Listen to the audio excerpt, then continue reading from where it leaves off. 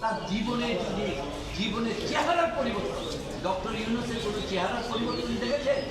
বাংলাদেশে রিক্সাওয়ালা যে কাপড়টা না পরে, গ্রামীণ ট্যাক্স, অভিযোগগুলো সব শুনেছেন। জি, তো সব অভিযোগের সামারিটা বলেন যে আপনাদের জবাবটা।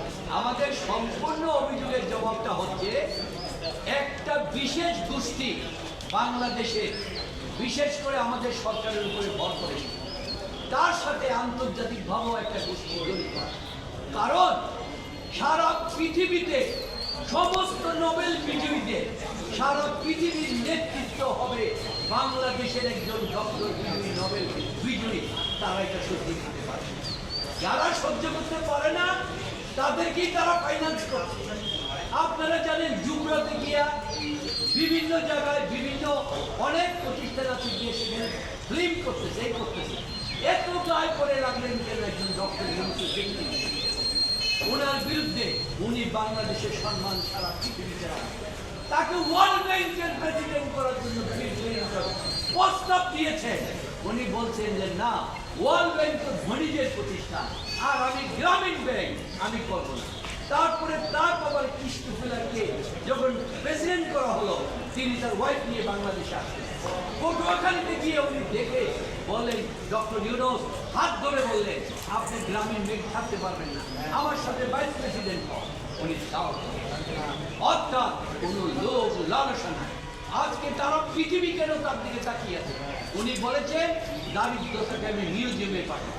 কিভাবে পাঠাবো? সোশ্যাল ব্যবসার মাধ্যমে।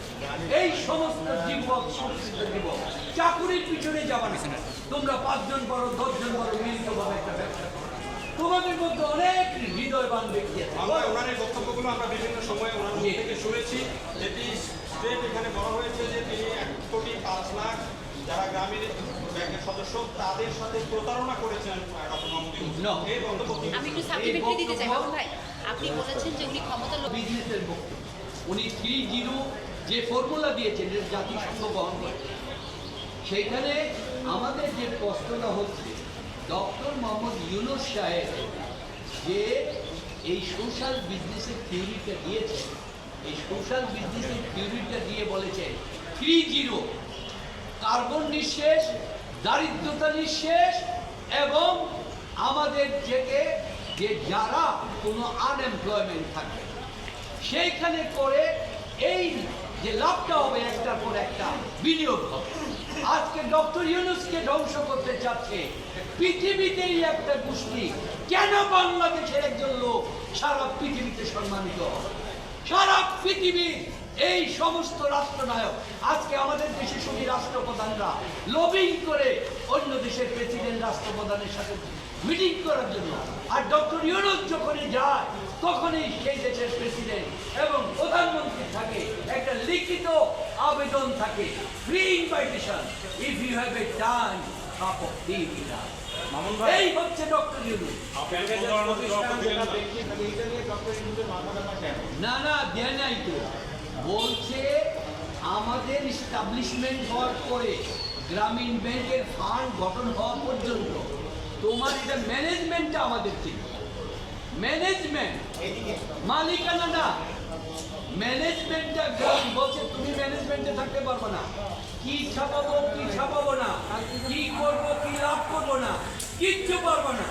তোমরা আমাদের গ্রামীণ ব্যাংকের যখন উন্নতি হবে এই পর্যন্ত তুমি এটা আমাদের দিয়ে দিবা ম্যানেজমেন্ট। গ্রামীণ ব্যাংক বলতেছে যে ইউনূস সাহেবের বিভিন্ন প্রতিষ্ঠানে চেয়ারম্যান এবং ডাইরেক্টর নিয়োগ করার জন্য গ্রামীণ ব্যাংক থেকে চিঠি দিয়েছে। কেন দিয়েছে? উনি বলছেন আমার জন্ম গ্রামীণ ব্যাংকের জন্য, গ্রামীণ ব্যাংকের পরিবারের উন্নয়নের জন্য, তাই তাদের রিপ্রেজেন্টেশন থাকতে হবে।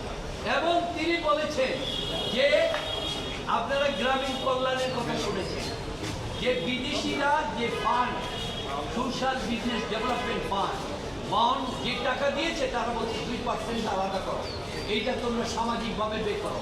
কল্যাণকে দিয়েছে 5টা শর্তে, যে এই গ্রামীণ ব্যাংকের সদস্য। আজকে এখানে আমি দেখতে পেলাম গ্রামীণ ব্যাংকের পক্ষে তার লয়ার আজকে প্রথম এই সুপ্রিম কোর্টের দাঁড়িয়ে একটি বক্তব্য দিলেন। বক্তব্যের বিষয়টি আমি যা দেখলাম, তিনি বললেন বাবার আগে ছেলের জন্য, অর্থাৎ গ্রামীণ ব্যাংক ইউনুসকে জন্ম দিয়েছে।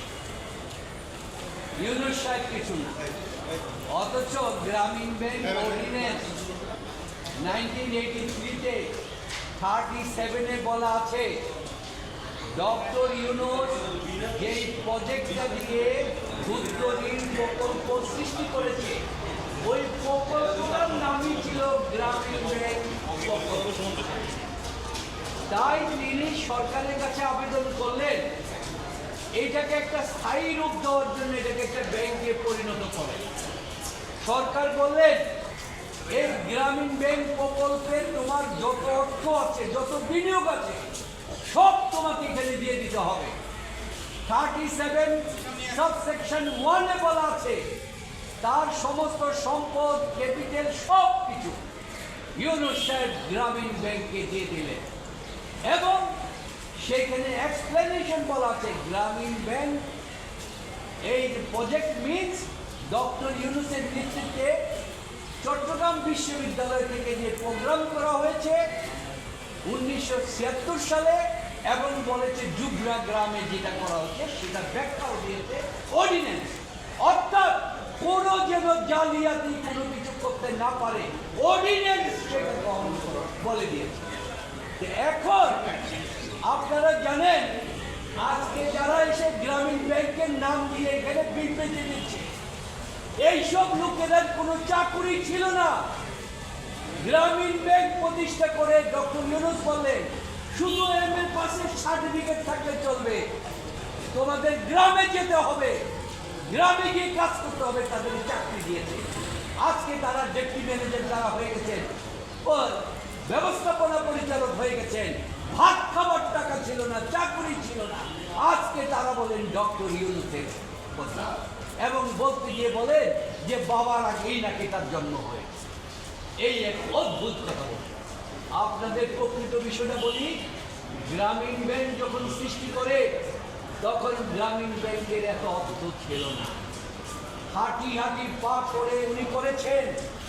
এই করার জন্য তার জীবনের সবচেয়ে বড় স্যাক্রিফাইস আপনারা জানেন, ওনার স্ত্রী বাংলাদেশের একজন বিখ্যাত ব্যক্তি, আমেরিকান রাশিয়ান মহিলা, তাকে নিয়ে এসেছেন মনিকার মা।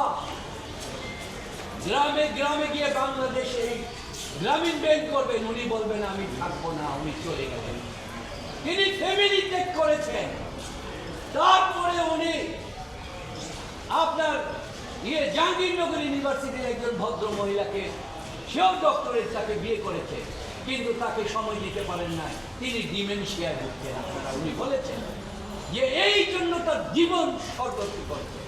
করার পর দেখা গেল গ্রামীণ ব্যাংক 80 সালের দিকে, 79 দিকে ব্যাপক বিস্তার লাভ করলো।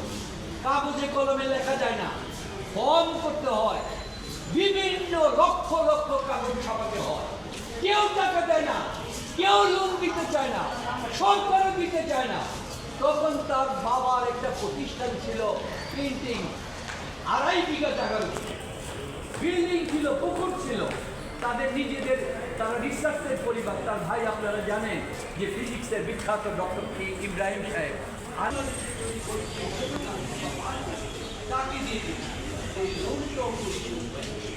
এই লোনটা পরিশোধ হওয়ার জন্য গত পরশুদিন আমার মোবাইলে, জানি না কোন এক ভদ্র, তিনি একটা আমার কাছে ইয়া পাঠালেন, কিনা বলে ইউনুস সাহেবের পরিবার একবারে তার পরিবার নষ্ট হয়ে গেল, সমস্তটা দিয়েছে।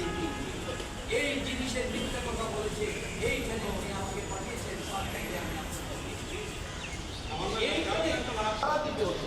সমস্ত কিছু দিতে হয়, সেইখানে তার পরিবারকে বলতে দিতে হয়। অর্থাৎ ডক্টর ইউনুস আপনারা দেখেছেন একটা মানুষ